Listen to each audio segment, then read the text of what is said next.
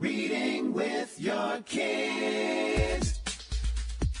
Hola, ni hao, konnichiwa, assalamu alaikum, shalom, mahaba, moni muli wanji, namaste, jambo, bienvenidos. Hi, my name is Jadley, and this is the Reading with Your Kids podcast. We are coming to you from the beautiful neighborhood of Reedville in the southwest corner of Boston, Massachusetts. We are so delighted and honored that you are joining us in our mission to help families grow closer through reading. Please be sure to subscribe to the show on the iHeartRadio app, on Apple Podcasts, Amazon Music, Spotify, Stitcher Radio, wherever you find your podcast. Our guest today is Jennifer Segarra. She is here to celebrate Lechon Choncho. Before we invite Jennifer into the studio, we want to invite you to visit our website, readingwithyourkids.com. One of the things that we want you to check out is the tab that we have there. It says, Parents, click here. That is a great way to find our blog. It's also a great way to find our list of Reading with Your Kids Certified Great Reads. When we recorded the interview with Jennifer, we did not know that our panel of educators, parents, and kids would vote for Lechon Choncho to be a Reading with Your Kids Certified Great Read. Well, it has been named a Certified Great Read. You can find our entire review on Lechon Choncho on our website, readingwithyourkids.com. While you're there, you can also find out about our live events. It's a great way to bring literacy and celebration of literacy into your community. It's also a great way to motivate and inspire kids to be kind and respectful every single moment of their lives. You can find it all by going to our website, readingwithyourkids.com. Join us right now from Miami and Florida. I am really excited today. Our guest today is the author of a beautiful picture book called Lechon Choncho. Please welcome to the show, Jennifer Segarra. Jennifer, welcome to the Reading with Your Kids podcast. Thank you for having me. Hello. I'm really excited that you're here because Lechon Choncho, or otherwise known as Choncho the Pig, is set in absolutely one of my favorite places in the world, the beautiful island of Puerto Rico. And I think, we've had authors on from all over the world, from places I've never visited. And I think this is the first time we're talking about a story that takes place in literally one of my favorite places. I've been to the entire island of Puerto Rico, and it's a magical place. So I'm really excited to have you on. I'm honored to hear that. Thank you. Thank you. So tell us a little bit about this story that's set in Mayagüez, Puerto Rico. Well, this story is based on a true story of my mother as a little girl who also grew up in Mayagüez, Puerto Rico, on a family farm. She was born in Las Marias, and then once she was born, my grandparents moved to Mayagüez. And they lived on a farm, but on top of a mountain or a hill. And she had a pig named Choncho. And he was more like a dog. He was more like the family pet. He would walk into the house. It would annoy my grandmother. He would follow her wherever she went. Her job was to watch him and feed him as a little girl. And one of the stories that she always used to tell us when we were little was how her and her two sisters had to basically sneak away when their mother would ask them, can you go get some water, take these buckets? Because, my mother lived at a time where there was no running water in the home. So she would send her girls down and they would take their buckets. They would literally have to sneak away because he had his eye on them constantly. And if you are aware of Puerto Rico, especially between the months of May through I guess through September, you have those times where it rains a lot and the hills would become very slippery. So what he would do was he would wait, watch them walk away, start to follow them. And as they would head down the river, all of a sudden they would hear this boom, boom, boom, boom, boom, boom, boom, coming down, and the pig would lose his grounding, his bearings, and he would basically start sliding and thumping down the mountain on his butt. My mother said that it was something she had never seen in her entire life. And they would giggle and laugh, but sometimes if they heard him a little too late, he would either take them down with him and they would fall into the river. Thankfully, the bank was shallow. Or he would just basically, they would run into the trees, he would slide on down and fall into the river. Yeah. So that what would turned out to be a simple trip to go get water became a whole fiasco of them having to pull the pig out. Come on, Choncho, get out of the river. Come on, Choncho. So she would always tell us this story for bedtime. And always about how she lived on her farm, I would always tell her, Mommy, that's a beautiful story. Why don't we write a story about it? And she goes, we should. Maybe tomorrow. So when quarantine came and I got overwhelmed with all this thinking of nostalgia and family, I said, you know what? Now's the best time to do this. So in April of last year, I wrote this book and submitted it to get published, and here we are. Wonderful. It's beautiful. I'm imagining the pig, and you're saying it's like a dog. Well, it's like a dog. Augie the doggy's here in the basement. He's a very oversized beagle, stubby, short, but otherwise very, very well fed. But he's like 25 pounds, and I even had a I grew up with a Saint Bernard that got to about 250 pounds. Yeah. But that's still small compared to a pig. Pigs are Okay. enormous animals. The enormous animals, they're very intelligent animals. They're very sweet animals. People don't really sometimes realize just how special they are. And, my mother's from Puerto Rico. She's also half Philippine. And my father is from Cuba. Mm. And it's just so funny. My grandfather on my dad's side would raise pigs. So it was just something where it was within the family. So we were always talking about the special pig that they had when they were growing up, the little baby pig that grew up into this big family pig that was a pet, and just all the hilarious stories that were always surrounding of what they would go through with these pigs. So Choncho was just so special to me. And I would tell the story to my children and they would giggle and laugh. And I said, why don't I just do it already? Because I know how much there are children that love animals and there's children that love stories about animals. And I think it's just something that was beautiful experience that my mother had. I wanted to just share with everyone. Mm-hmm. Mm-hmm. That is right. And, through the magic of technology, Jennifer and I are able to see each other. And when Jennifer is recalling this story and telling us about this story, she has this beautiful smile on the face. So it is truly something that is special to her. And I hope that people listening, in addition to reading with your kids, I hope that you all take time to do what Jennifer's mom did, which is to share stories of growing up. Because even if you're living in the same town, if your kids are growing up in the same town that you grew up in, that town is very, very different. And the people in that town are very different. And there's a legacy that you could pass on to your kids. And it's so very important. And even if you don't think it's the best story in the world, I don't have a story like Choncho. Didn't have a big giant pig that slid down the mountain. You have moments in your life that were special to you, and sharing it with your kids is really special, and it's meaningful for your kids. Exactly. Yeah. I totally agree with you. Yeah. Tell me, was your mom? Is your mom still with us? Is she able to see the book? Oh, yes. Yes. My mother lives here.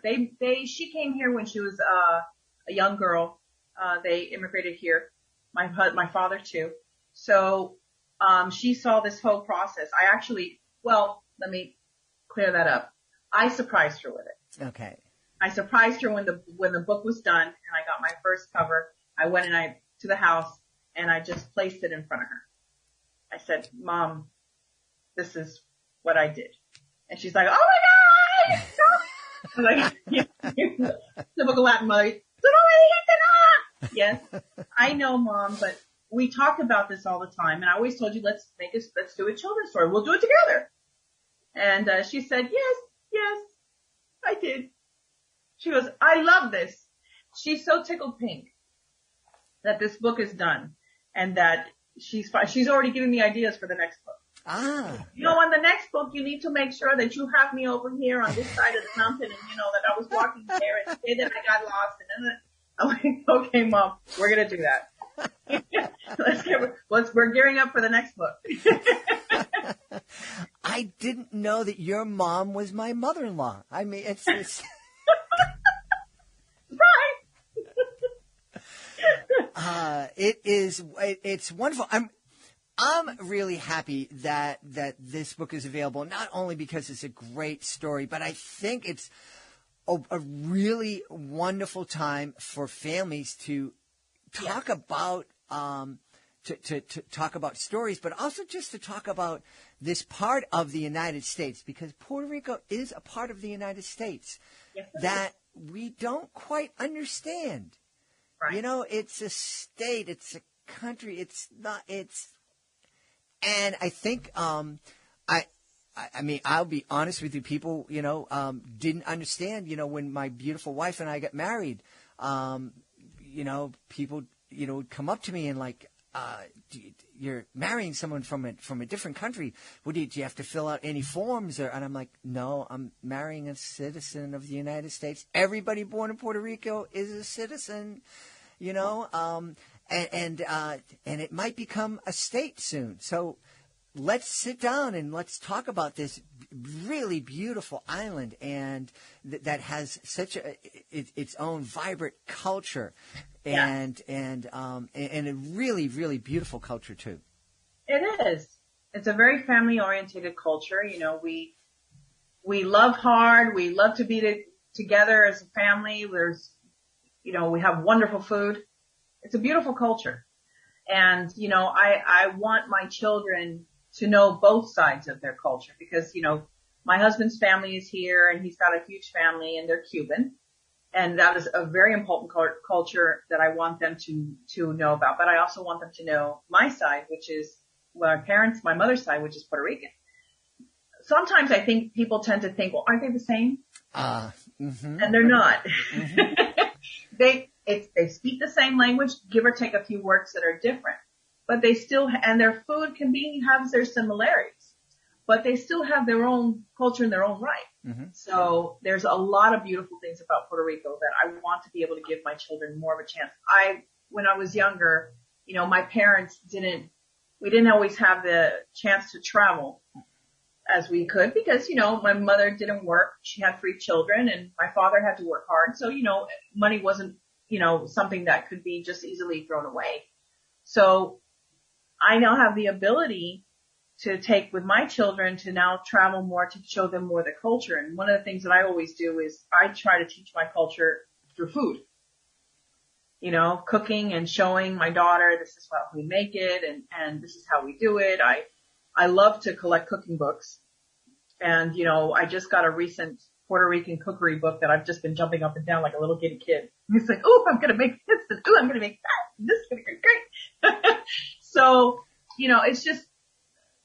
it's just really important, it's not just reading to your children and telling these family stories, but living it with them mm-hmm.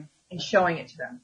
Because you live your life by example. Your children will be who they are by how you are. Give or take certain things that happen in life, obviously. But, I want my children to remember their history. Mm-hmm. They're American citizens, but their heritage is Latin. They're Puerto Rican and they're Cuban. Mm-hmm. So I want it to be something that they have wonderful memories with. Yeah. Yeah. Yeah. There was a talk show host here in Boston many, many years ago that I used to listen to. And I had this thing called a transistor radio that was a little tiny. It was about the size of a phone. And I would sneak it underneath my pillow at night. And Larry Glick was the overnight talk show host. And he would always, if someone would call up and say, Larry, I'm Puerto Rican, Larry, I'm Irish, he would always stop them and say, no, you are an American of Puerto Rican descent. You're an American of Irish descent. And just really, and I loved it because this whole message was, we're all Americans. We come from different places. We speak different languages. But we're all American. And so let's emphasize that first. Let's emphasize the fact that we are all one American family. We bring different things to the table, just like at Thanksgiving or Christmas or whatever holiday it is. We're bringing different dishes to the table, and it's beautiful. It makes for a great celebration. And so I love that. And it is important to remember where your people came from. There are a lot of people who made tremendous, dangerous journeys to be here. Thank you. Yes. Yeah. Exactly. I also love the fact that you reminded us that, we're quick to use the term Latino or Latina, Latinx. I don't pronounce it Latinx. It just doesn't sound right to me. But, and we throw everybody who speaks Spanish and Portuguese, in the case of Brazil, under one big tent. And they just go, oh, yep, that's all. They're all the same. It's all one culture. In reality, they're all very different cultures. Dominican Republic and Puerto Rico, they're just, 90, I don't know if it's 90 or 100 miles from each other, but they're very, very different cultures. They're very different. Each culture deserves their own focus, so to speak. And they bring a lot of beautiful things to the table. Mm-hmm. So, that's what America is about. Yeah.